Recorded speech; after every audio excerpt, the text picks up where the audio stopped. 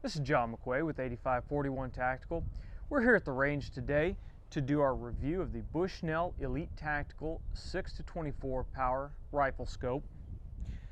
This rifle scope has got some interesting features on it that will make it geared more towards the tactical shooter. It has a 50mm objective, which allows a lot of light into the system. It has a 30mm main tube, which allows you a decent amount of adjustment internal to the scope.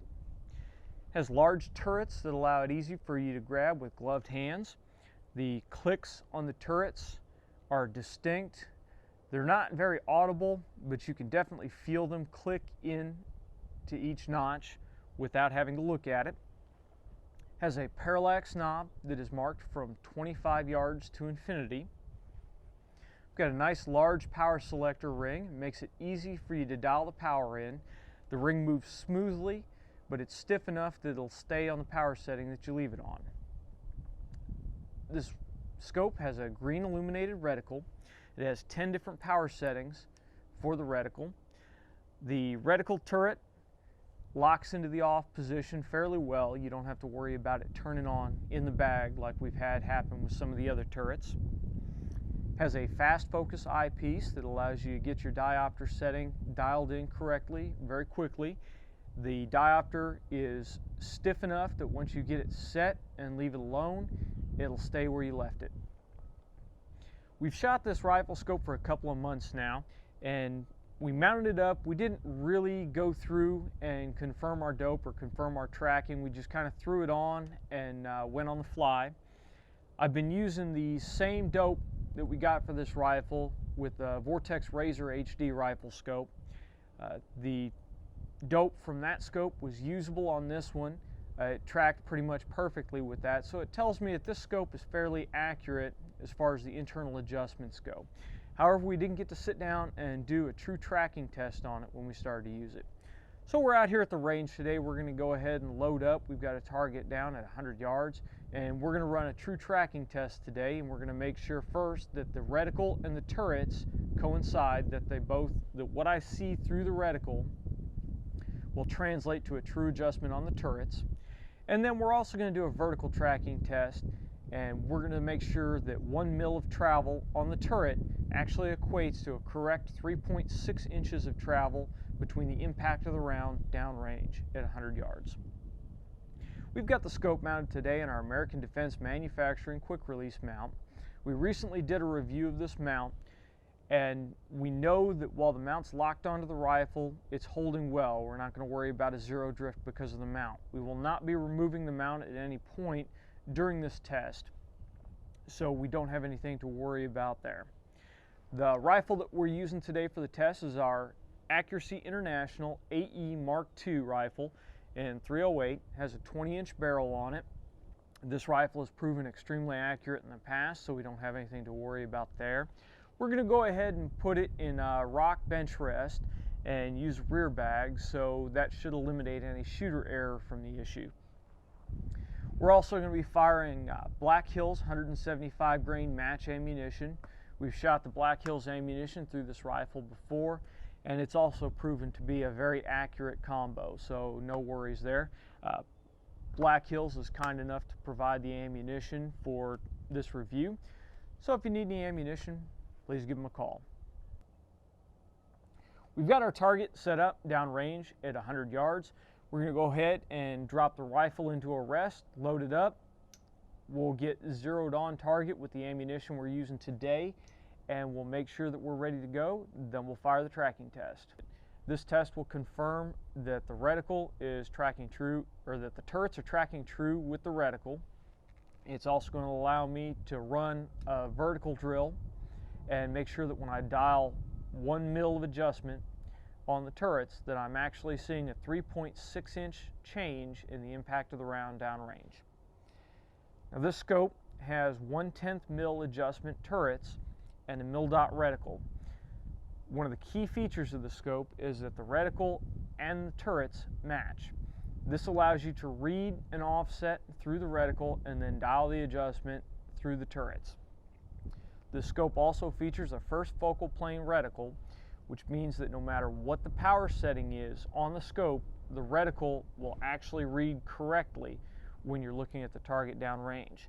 First focal plane reticles are extremely useful to tactical shooters, especially when you're shooting moving targets. Moving targets or snap targets come up anywhere along your field of view. Being able to dial the power down and maximize the area that you can scan is extremely helpful. When the target comes up, you don't have to think about any kind of correction factor in your head. You just simply put your lead on or put your hold on through the reticle and then fire.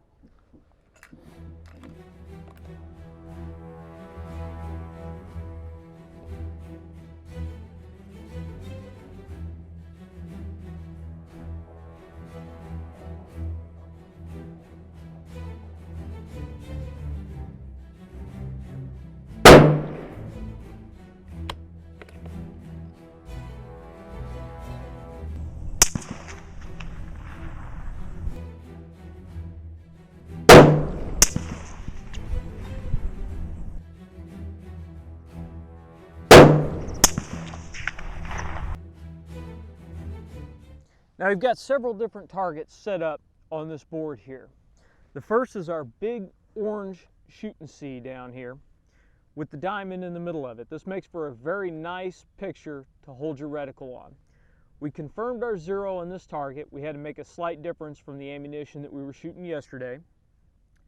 Got dead on here. Then we used our reticle to measure the elevation and windage adjustment to come over to this circle target here. We dialed in the elevation and windage correction for this dot from the diamond here. We then put our reticle back on the diamond and fired a shot and ended up right here. We were a little bit off on this one. We next put our crosshairs on this shot hole, not on the target, on the shot hole itself. And we measured our correction for windage and elevation for this shot hole here, or for this target here. Then again, we put our crosshairs back on this target and fired this shot. We punched the dot so we know we're on for that correction. Again, all corrections that we're making are actually from this diamond right here. They're just adding up. We then measured our correction from this shot hole to this circle up here. Made the windage and elevation corrections needed for that one, put our crosshairs back here on the diamond, and fired this shot and center punched that dot. For every shot that you fire, it's absolutely critical that your crosshairs are on the diamond down here. It's going to be a little counterintuitive because when you shoot this one, you can't actually see it. Your crosshairs will be on the diamond, your field of view will end somewhere up here, and you won't see this dot. But as long as you give a really good shot right on this diamond, you'll hit. Now what we're going to do is we're going to go back to our 100-yard range. We're going to fire one shot on the diamond. We're going to come up 1 mil, fire a shot, come up another mil, fire a shot, so on and so forth, keeping our reticle on the diamond. This will give us a string of shots all the way up to the end of our target board. Now the key to this is to make sure that you are exactly 100 yards away from the target. We used our laser rangefinder to confirm the distance so we know we're dead on that. Since we're 100 yards away, 1 mil worth of correction should be exactly 3.6 inches.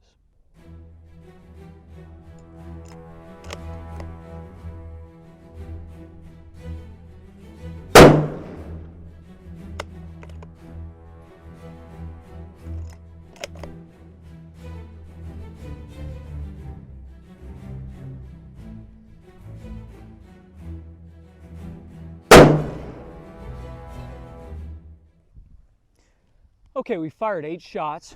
We fired the first one down here, and then we came up 7 mils. 7 mils was the extent of the elevation that we're able to get on a flat base with this quick release mount. 7 mils will get you out to approximately 700 yards with 308 with moderate loads. If you're shooting something flat like a 155, you may be able to get out there a little bit further. Now, you can see our line is fairly straight. We've got a pretty bad breeze blowing today.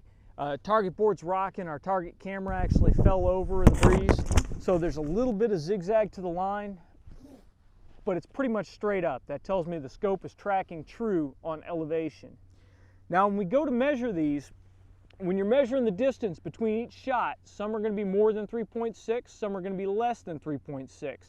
But what you want to do is measure from your first shot to your last shot and then divide by the number of spacings that you have. That's going to give you an average, and that average should be fairly close to 3.6. If it's 3.7 or 3.5, you're going to be okay. If it's something like 3, then you may have a problem, and you may need to go back and run some more tracking tests on this scope, or you may have to send it back to the manufacturer. It should be fairly close to 3.6 inches. Now, before you go crazy, if it doesn't come out at exactly 3.6 or fairly close, ensure that you are actually shooting the test at 100 yards. If you change the distance, you're going to have to change the multiplier by that.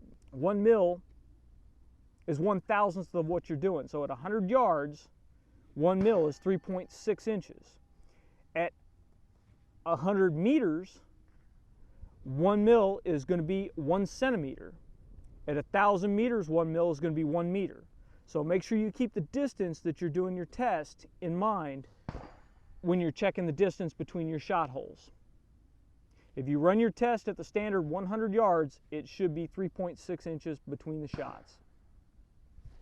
Now, from the accuracy we've gotten here today and the tracking results, I can say that the Bushnell 6-24 Elite Tactical is going to be good to go for most of the stuff that we're going to do.